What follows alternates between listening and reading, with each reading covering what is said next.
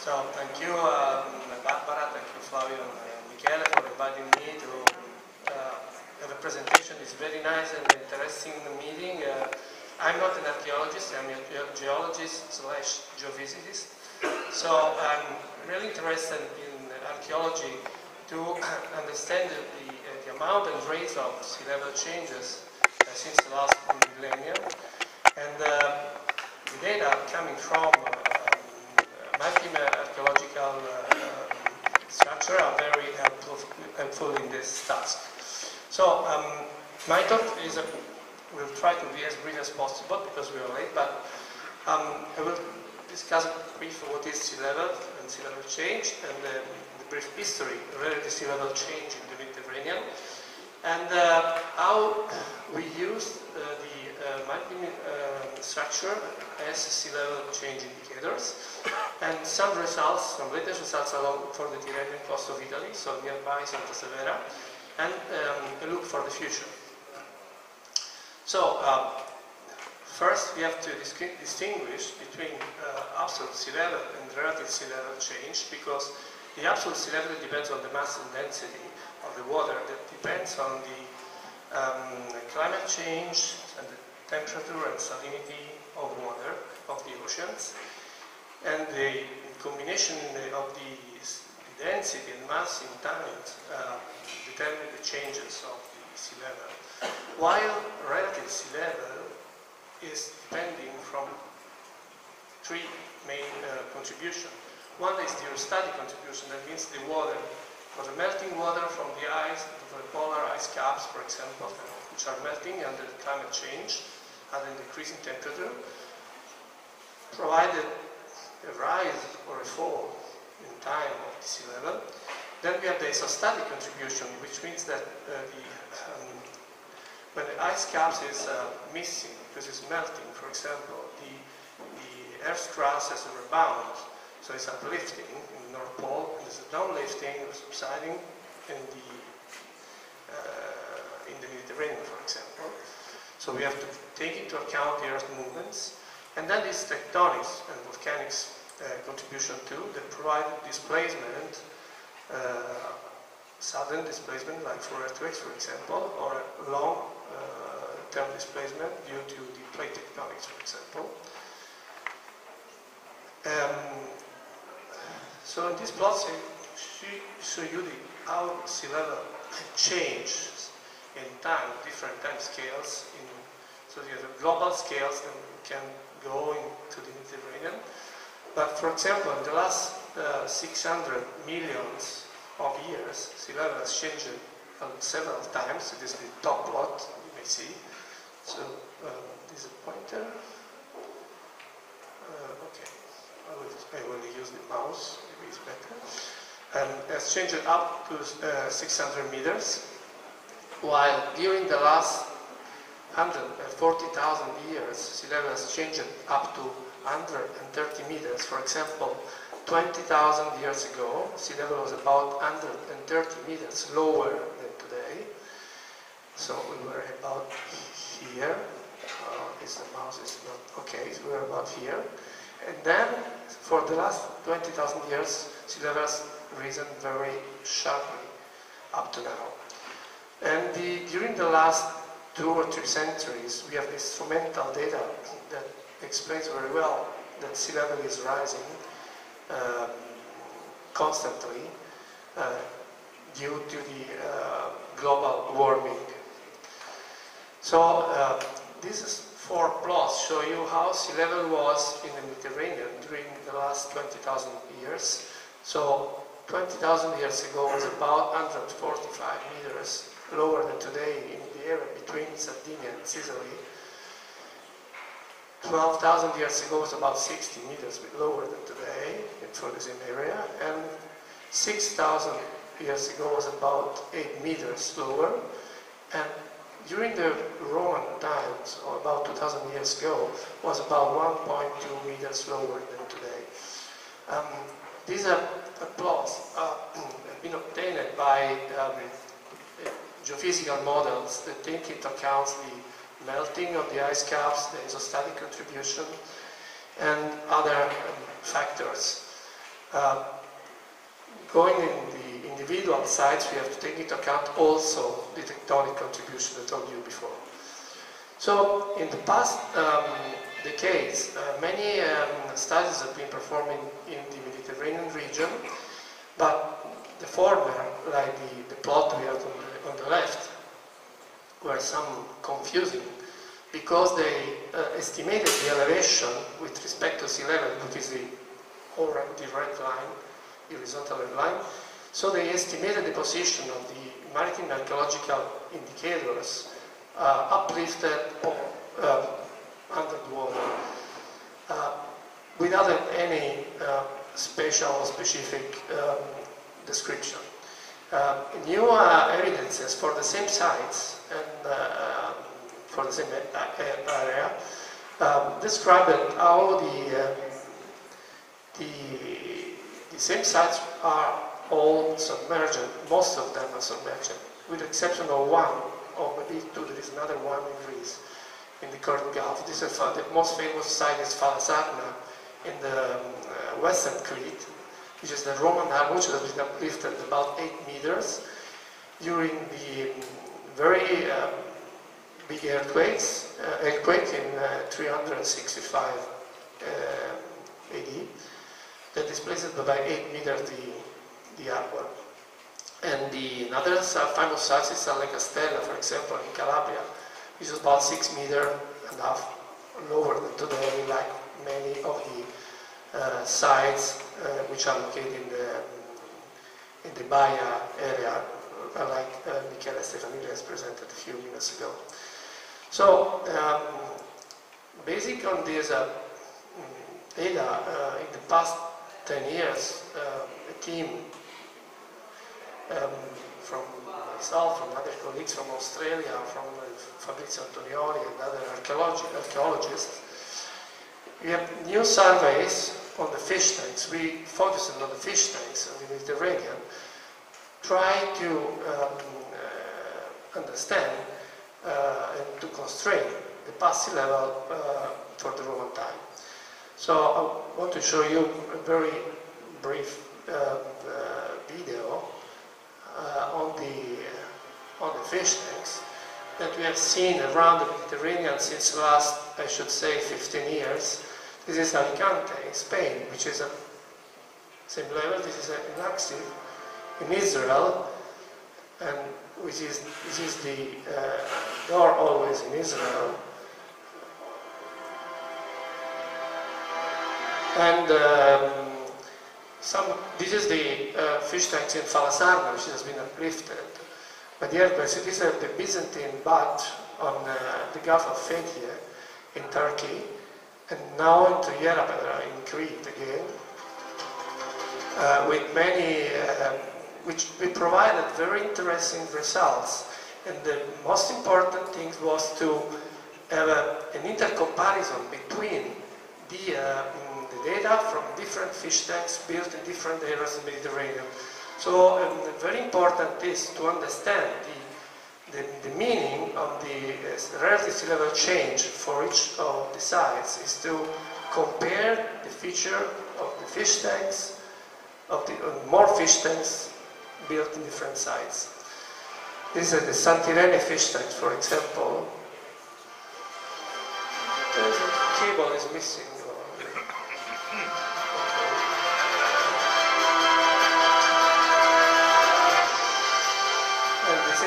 Some fake fish tanks like this one in Sperlonga, which is a fish tank, but it was connected with the sea. Therefore, the estimation of relative change from fish tanks built on the land must be understood to avoid any errors in the evaluation of the relative level change. This is Santa Liberata in Tuscany, and this is Torre Stura, south of Rome. It's a very large fish tank with a harbor. And the fish tank complexes in Torre Stura is very interesting. Like this one is La Banca, or the former was is Saracca. and Torre Valdanica, which has been partly destroyed by the modern buildings, and the very beautiful one of Punta della Vipera, which is close to Santa Severa, and like the Mattonara as well, which is also rendered by the new harbor buildings. And also some doubtful fish tanks, that one of Basiluzzo in the Aeolian Islands, which is not exactly a fish tank, but like a dock. Well, so the history of the use of the fish tanks in the Mediterranean is quite long, since Schmidt, I should say, up to now, which provided many results. But the most important thing to do while studying the fish tanks and to work together, geologists, geophysicists and archaeologists, to be very careful with the measurements. So, which is the sea level, the present day sea level, and so we have to correct, to cope for tides, for example, and to have very careful interpretation of the local geological environments, the tectonic and volcanic contribution to the current relative sea level change we are looking at, and the geophysical modeling that use the data and try to invert the information into the global geophysical models. So this is an example of some misinterpretation, I call misinterpretation for Punta della Vipera, for which the past studies presented results spanning from about 40 or 30 centimeters up to about 1.3 meters. So why the reason of this misinterpretation? Because the former teams did not work with archaeologists. So what we did is to work in the paper by Lambeck, Tato, Green 1. It was work with archaeologists, with real archaeologists, expert in maritime structures. For example, one of the big mistakes in Punta della Vipera was that all the teams forgot the interpretation of the external channels. And another point was the misinterpretation of the crepido. The importance of the fish tanks, the most important feature of the fish tanks for this study. Okay, perfect. Thank you. I only have 3 minutes. Oh, okay. So is the sluice gate. So the channel system in the sluice gate was built to exchange water inside pools based on the tides, and the sluice gates prevented the fish to escape from the fish tank. So this means that about the mean position, the mean elevation of the sluice gates correspond to the past mean sea level that we used as a reference elevation for understanding the change. So I skip this with this one. So another feature is the crepido, because into the different fish tanks exist different levels of crepido, depending on the structure. For example, in Ponza, we may see 3 levels of crepido, and the lowest one corresponds to the highest elevation of sea level in the Roman time, while, for example, in Le Grottacce or Torre Astura, we have 1 or 2 levels of crepido. So we have to recognize the significant level of crepido, and cross-checking the evidence with the historical sources, we may understand very well which was the exact significance of crepido with respect to the sea level at the time of the construction of the fish tanks. So I will skip this one because we have only 2 minutes, I think so. So at Fosso Guardiola, for example, which is close by Santa Severa, we still have on site the sluice gate, made of lead, with the holes to let the water in and out from the pools with the tide, and the walls and different pools into the fish tank.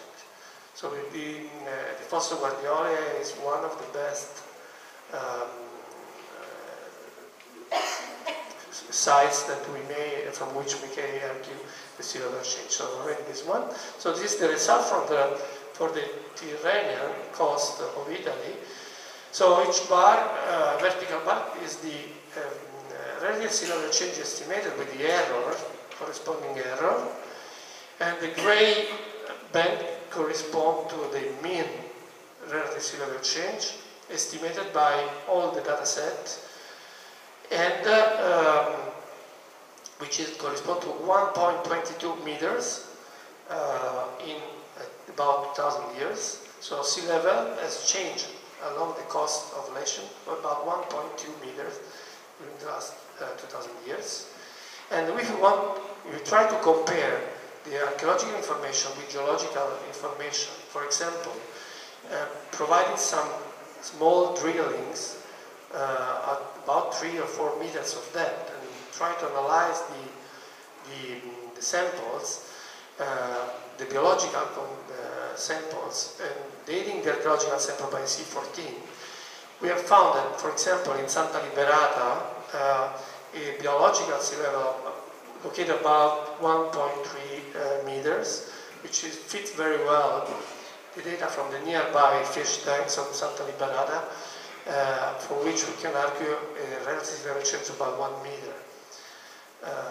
So this means that there is a very good fitting between the geological and the archaeological data regarding the sea level studies. So a brief look at the future, 2 minutes more, and we know from modeling that sea level is rising faster than in the previous centuries, and the projection, for the next 8 years correspond to a sea level rise of about 1 meter at global scale.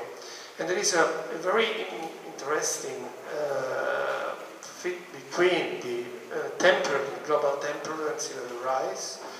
And from the fish tanks, we estimated the rate of sea level change since the Roman time has risen faster than in previous centuries.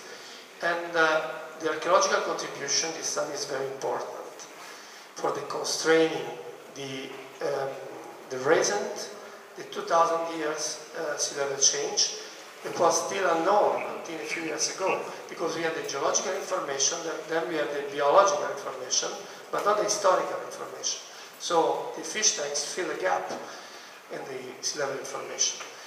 And for the future, we have to be aware that 3 million years ago, during the Pliocene, sea level was about 40 meters higher than today, and the global temperature was about 2.5 degrees higher than today.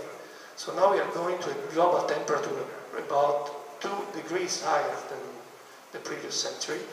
This means that we are going to an abrupt sea level rise in the next decades. So this is why we have provided some prediction at the Mediterranean scale, side by side, which should be the rate and the amount of sea level rise for each one of the main coastal plains, which are mainly located the archaeological sites and heritage sites.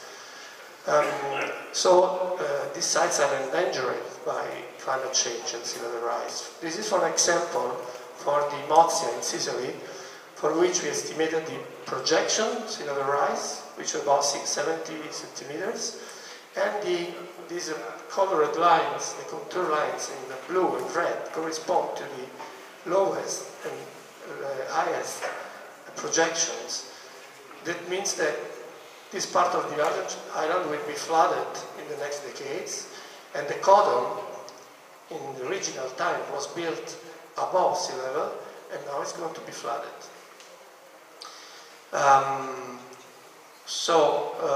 Concluding, the Mediterranean The coasts of the Mediterranean are coastal hazards due to sea level rise, earthquakes, tsunamis, and storm surges.